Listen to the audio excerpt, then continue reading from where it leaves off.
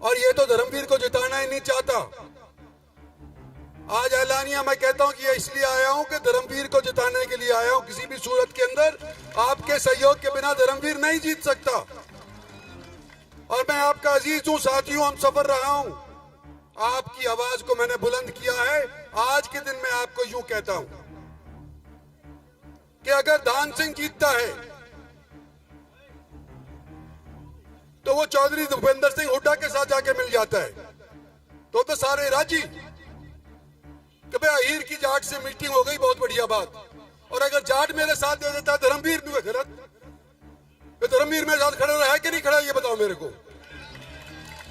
तो जब धर्मवीर मेरे साथ खड़ा हो सकता है, दान सिंह हुड्डा के साथ खड़ा हो सकता है, तो तुम्हारी वोट कहां जानी चाहिए जब मैं पूछ रहा हूं। तो आज मैं धर्मवीर सिंह को ये बात क्लियर करना चाहता हूं कि आपका आप अगर मेरे को टेलीफोन नहीं करते 3 की रात को, तो मुझे तो मालूम ही नहीं था कि 4 तारीख को तुम पर्चा भर रहे हो। और हमारी पार्टी के बड़े बड़े नेता, हमारा प्रधान भी बैठा है यहाँ पे, हमारे पार्टी के और एक बड़े बड़े नेता हैं, एमपी भी रह लिए, शायद फिर हैं, बन गए। उनका जिम्मा है 10 की 10 लोकसभा सीट जिताने का। और उनको 3 दिन मिले थे कि इंद्रजीत सिंह को खबर करो कि 4 तारीख को धर्मवीर अपना पर्चा भर रहा है। और 3 दिन तक इंद्रजीत सिंह के कानों खबर नहीं लगने दी कि 4 तारीख को धर्मवीर पर्चा भरने लग रहा है। जिम्मेवार किसको ठहराऊंगा? धर्मवीर ने तो आखिर में यही पूछ लिया कि वो आ रहा है कि नहीं आ रहा सुबह। इसको पार्टी वाले नु कहें कि हमारी जिम्मेवारी है, इंद्रजीत सिंह को इतला हम कर देंगे। और फिर इतला ना करें तो किसकी जिम्मेवारी भाई? जिस पार्टी वाले ने किया उसकी जिम्मेवारी है। और इस इलेक्शन के बाद उसकी मैं खबर लूंगा।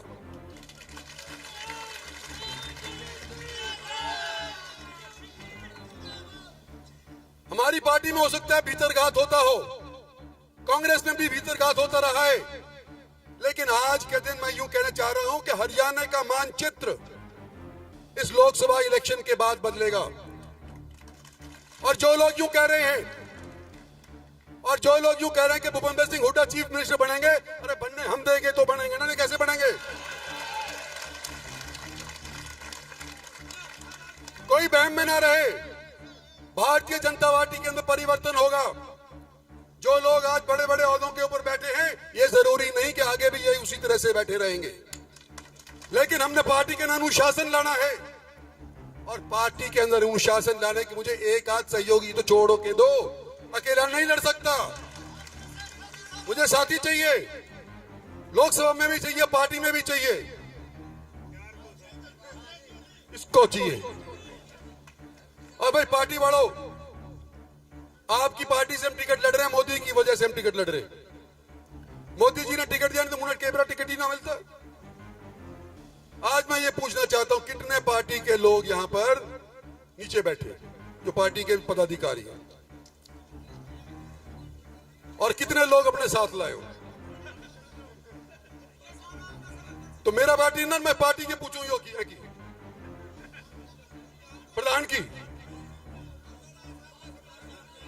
तो जब ये पार्टी वाला पूरे स्टेज पे कितना बैठा है, भूतपूर्व प्रधान सारा के सारा उड़े बैठे हैं। भाई इनका बस की नहीं है। यह इलेक्शन जिताना है, तुमने जिताना होगा, नरपीर ने, 36 बिरादरी ने, अकेला पार्टी के बस के लिए नहीं है। और मैं आज आपको कहता हूं, आपका अजीज रहा हूं, आपका हमसफर रहा हूं, आपका साथी रहूंगा। आने वाले समय के अंदर मुझे एक सहयोगी दो, धर्मवीर को जिता करके भेजो। ये तो एक बात कह दी। और हम जब पार्टी के लिए, मोदी के लिए वोट मांग रहे हैं, किस लिए मांग रहे हैं? कि हमने काम किया है। काम के बलबूते के ऊपर वोट मांग रहे हैं। चौधरी धर्मवीर अभी कह रहे थे, जब सरकार होया करती थी, कांग्रेस की सारा माल हूस करके, नौकरियां हूस करके और एक जिले में बांट दिया करते थे, याद करो। और क्या वही स्थिति दोबारा चाहते हो? जब परिवर्तन हो चुका है, जब सेंट्रल यूनिवर्सिटी हमारी यहां की, याद करो कि अर्जुन सिंह हुआ करते थे हमारे उस टाइम के अंदर, कांग्रेस के अंदर ह्यूमन रिसोर्स डेवलपमेंट के मंत्री, और मैं एमएलए हुआ करता था, छोटा सा एमपी हुआ करता था, मंत्री नहीं बनाया था मेरे को दूसरी बार में। एमपी के तौर के ऊपर ये लड़ करके रोहतक नहीं जाने दी भाई, मैंने उन्हें लाके टेक दी जाटपाड़ी में यूनिवर्सिटी। और कोई कहे कि हमने करवाई, मैं करवाई, अर्जुन सिंह को मैं लेकर के आया था। ये काम किया है उन्होंने तुम्हारे लिए।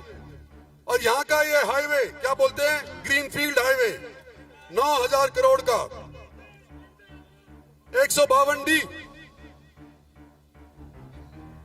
कई लोग तो नुचावे थे कि ये होए ही नहीं।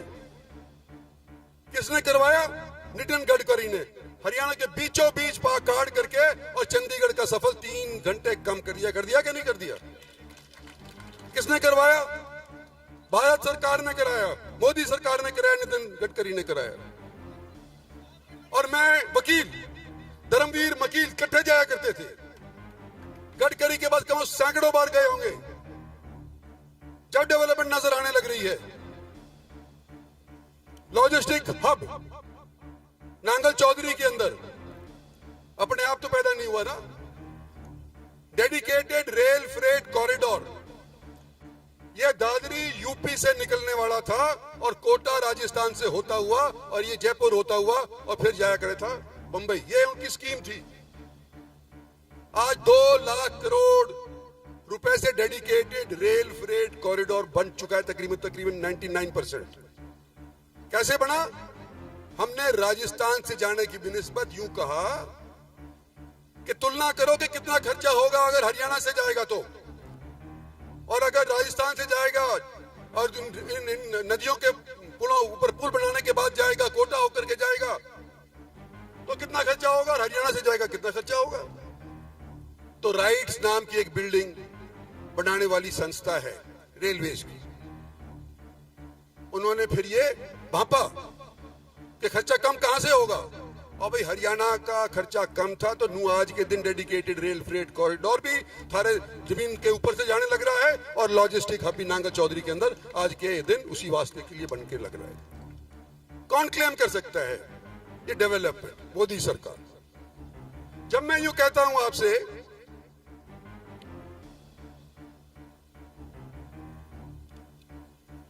ये तो कही थी इन्होंने, पानी का इंक्रीज का बता दिया, धर्मवीर सिंह ने जी बता दिया, नारनौल महेंद्रगढ़ रोड का 4 लेन का बता दिया, ये उससे पहले अपने बनवारी लाल जी ने बता दिया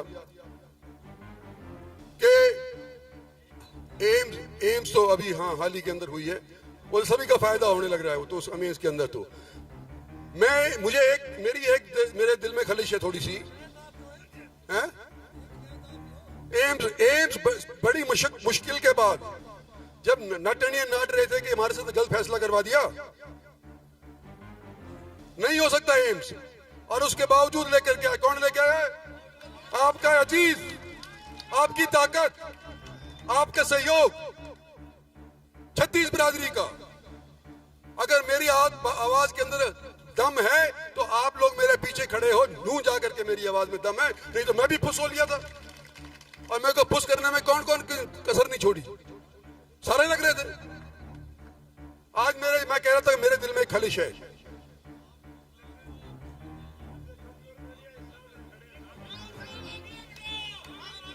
आज मेरे दिल में खलिश है कि हमने ये 152 हाईवे तो बढ़ा दिया, और मेरे सहयोगी साथी बूढ़े जवान धूप के अंदर, तपती धूप के अंदर अभी भी डेरा डाले हुए बैठे हुए हैं कि हम वो उसका काम नहीं करवा पाए। कट कहां चाहते हैं? बागोत के अंदर। अभी यहां पे मेरे को बोल रहे थे, और बनवारी लाल जी के पास महकमा आ गया, शुक्र है पीडब्ल्यूडी का,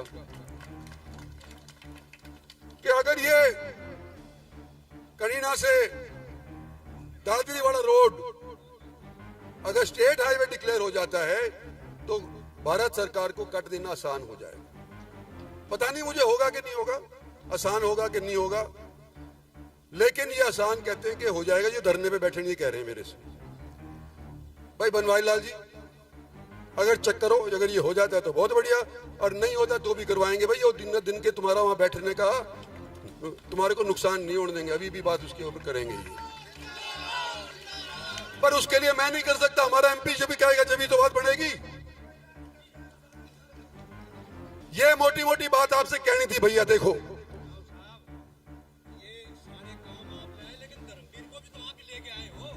वो मैं कह दी ना कि धर्मवीर मेरे साथ रहा और धर्म सिंह मैं बनाया और मेरे को छोड़ के भाग गया, है कि नहीं?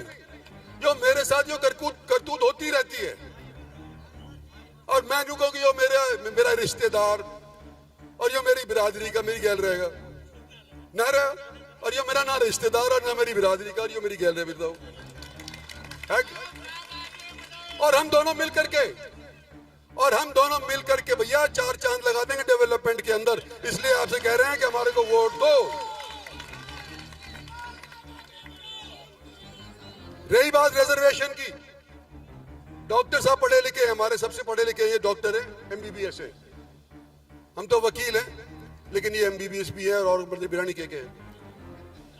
ये खुद कह रहे हैं कि रिजर्वेशन का ये शगुफा छोड़ा जा रहा है ताकि एससी कैटेगरी के ऊपर ये डोरे डाल करके और उनको अपने हथियार ले। भाई एससी तुम्हारे काम भी तो होंगे अगर डेवलपमेंट होगा। आज क्या चाहते हैं हम कि देश का 36 बिरादरी का डेवलपमेंट हो, इंफ्रास्ट्रक्चर बने, और जिस तरह से जिस रफ्तार से आज के दिन हमारी और आपका देश प्रोग्रेस कर रहा है, हो सकता है कि सन 47 के अंदर यानी कि 2047 के अंदर जो 100 बरस पूरे हो जाएंगे आजादी के, तो उसके बाद भारत एक विकसित देश बन जाए। तो विकसित देश बनाने के लिए 10 साल तो तुमने दे दिए, 5 साल और मांग रहे हैं। 5 साल में किए जा रहे है, हाँ 5 ही तो साल मांग रहा है। तो भाई बनाओ मैंने और